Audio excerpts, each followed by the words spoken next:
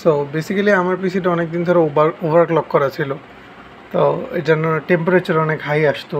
এদিকে এখন যেমন 50 ডিগ্রি আছে, ওভারক্লকের কারণে ওগুলা নর্মালি 80-র কাছাকাছি থাকতো।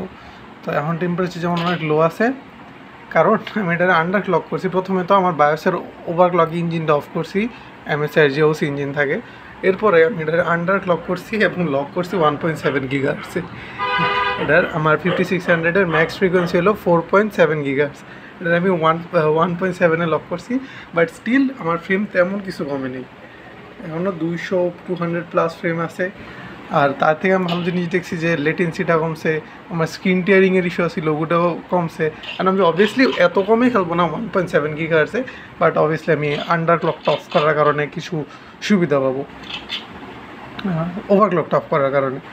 কারণ ওভারক্লকগুলা এসব অফলাইন স্টোরি মোড গেমে ভালো কাজ করলেও মাল্টিপ্লেয়ারে তেমন ভালো কাজ করে না। আর আরেকটা জিনিস হলো, এসব সস্তা মাদারবোর্ডে ওভারক্লক করাটা উচিত না, যদি আনলেস আপনার কাছে ASUS-এর X670 সিরিজের বা কোনো ভালো মাদারবোর্ড থাকে।